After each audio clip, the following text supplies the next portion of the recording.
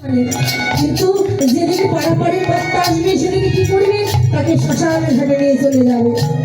ফলে কয়েক দিনের জন্যে ভাবে বার্তা বলে সবাই মানে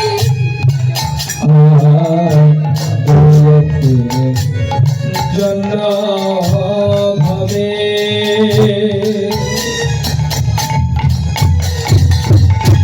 পর্দা বলে সবাই মানে ওই সেই কর্তারে দেবে ফেলে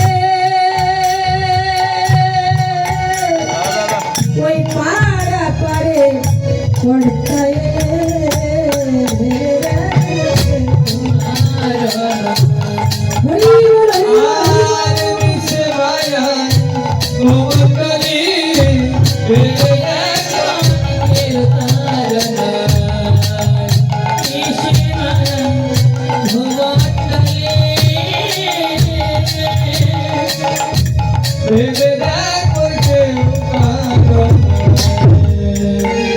এই জগৎ সংসারে কেউ কারো নয় মা।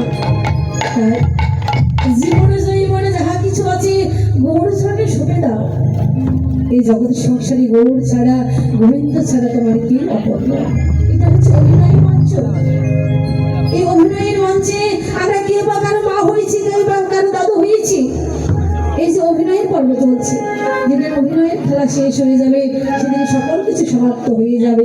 তাই তো আমার ভগবান এই জগৎকে নিজে আচরণ করে দেখিয়ে দিলেন, হে জগতের যে তোমরাও আমার মতো একবার কৃষ্ণ বলে কাঁদো, রাধা বলে কাঁদো।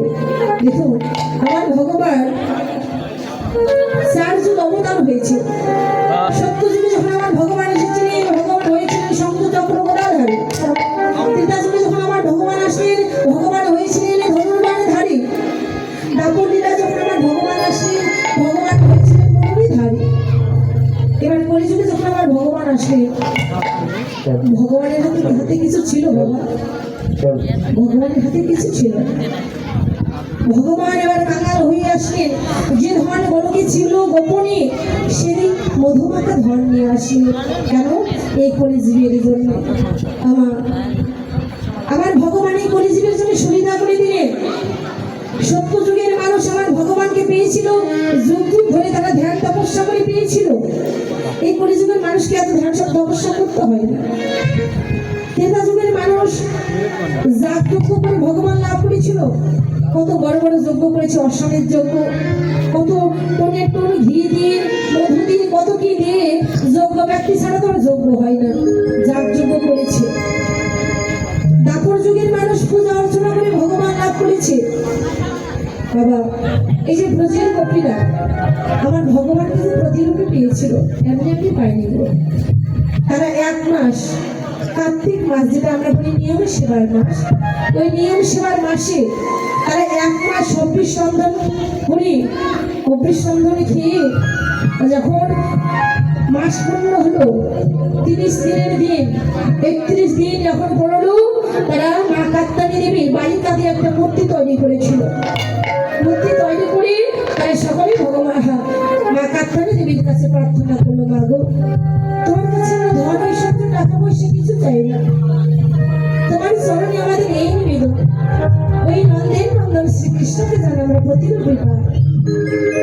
মা কাত্তায়নী দেবী আশীর্বাদ করলো, ঠিক আছে আমি আশীর্বাদ করলাম, ওই নন্দের নন্দন শ্রীকৃষ্ণকে 1 রজনীর জন্য হলো প্রতিরূপে পাবে। তারা পূজা অর্চনা করে পেয়েছিল। কিন্তু এই কলিযুগের মানুষের